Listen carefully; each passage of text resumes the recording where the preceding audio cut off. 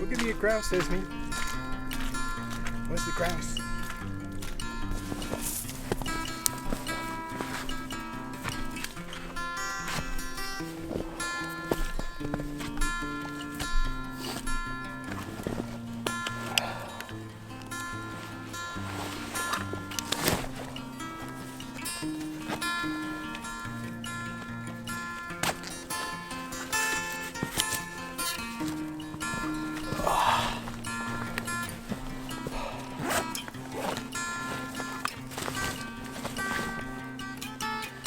Hi YouTube, welcome to the Emporium Outdoors. My name is Michael.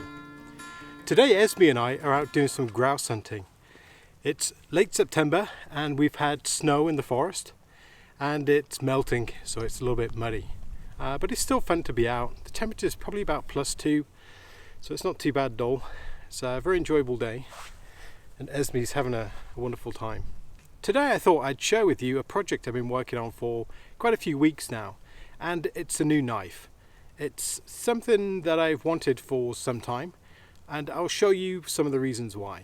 So the two main knives that I tend to carry are the Moira Heavy Duty Companion, which is a really good knife, and I have the Fallkniven S1, which I've had for probably about 15 years. The Moira I've had for probably about 4 years. Firstly, let's talk about the Fallkniven S1. Like I say, I've owned this for about 15 years. It's a very good knife. I bought this before I really knew what I wanted from a knife, if I'm perfectly honest. I read the literature on what this is and what it's supposed to do. It's meant to be a general purpose hunting fishing knife. And I've used it for both purposes. And to be honest, it actually sucks at both.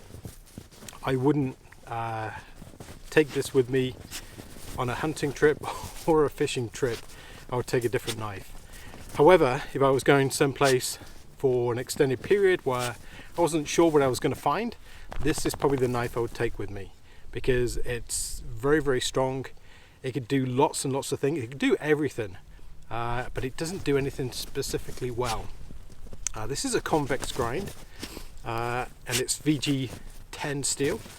So the blade is laminated, so the steel is actually quite hard, but there's an insert which makes the edge of the knife which is even harder, and that allows for the blade to still retain some flex without cracking or breaking, and it supports the much harder cutting edge of the knife.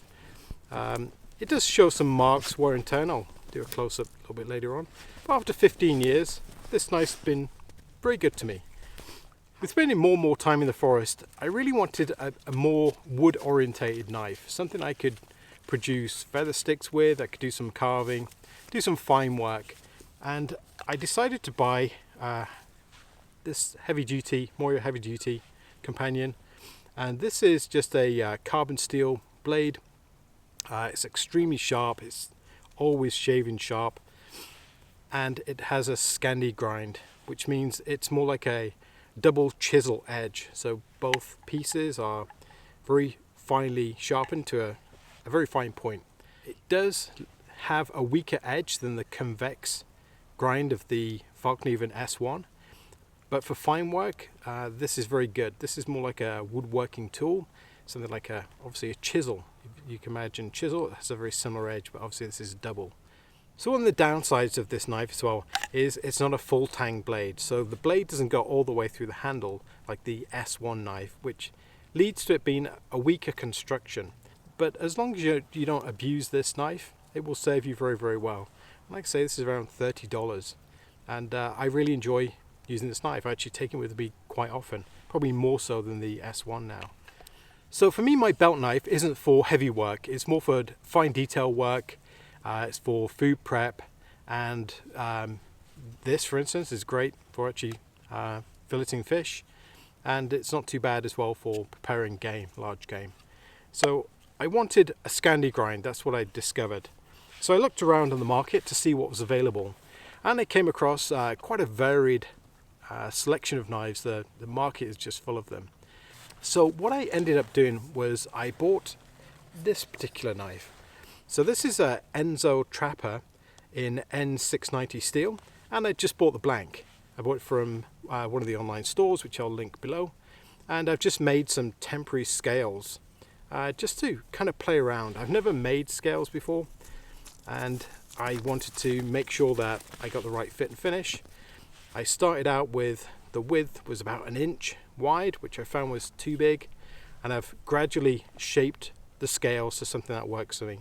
So these are just temporarily held on here. I just have some bolts through there and obviously some screws on this side, and this is really just a testing platform. I haven't used the knife very much apart from making the scales. Obviously you can't use the knife without the scales, and these are just plain oak. So I think I'm getting pretty close to a handle that I really like. Feels good. It does need a little bit more shaping, but once I've got the shape done, I'll make the final scales out of the wood that I have set aside, which is some English elm burr, which I've had for probably about 25 years, and I'm looking forward to actually shaping that into something unique. So the reason I went for the Enzo Trapper is I really like the knife length. So this is probably around, I'd say about 4 inches, and I'll put all the specs below. It's a very useful size if we compare that to the Moira. They're about the same, I would say. Maybe this one's a little bit shorter. The handle obviously is more compact, but if we compare this one against the S1, there's quite a significant difference in blade size. I always found this way too big for the smaller tasks. So I haven't used this knife very much at all, and I'd like to give it a go today and see if I can make some feather sticks, see how the edge holds up. Very excited to try this out. It's been a while since I've been out in the forest, so today's the day. So I've just grabbed this piece of, I think it's probably spruce, I would think.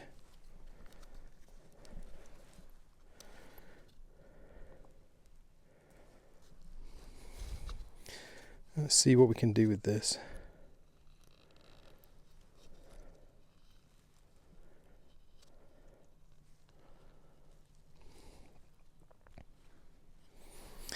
Actually, I'll just move the camera around. So hopefully you can see this. Let's give it a go at making a fire stick.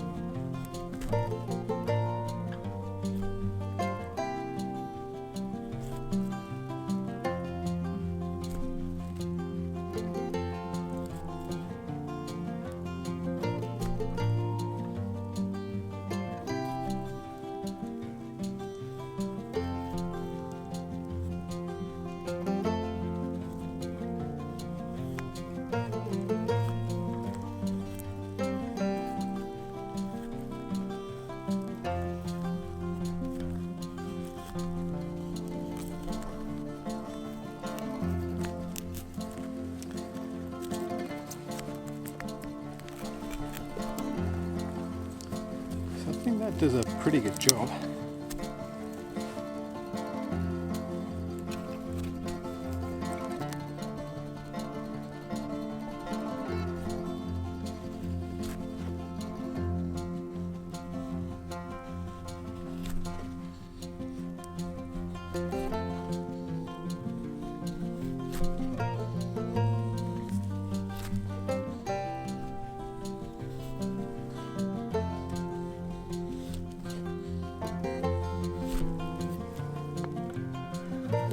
It's very nice to use.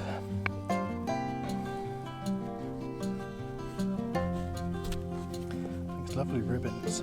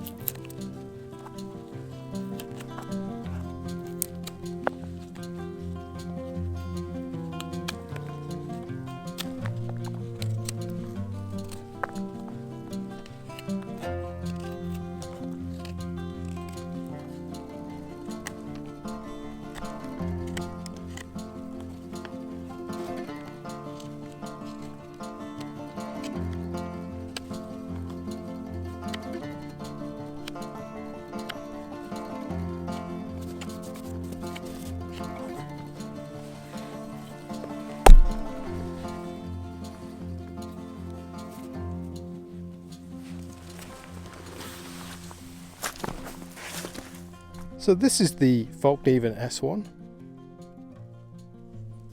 and this is the Moira Heavy Duty Companion, and this is the Enzo Trapper. So you can see all three knives.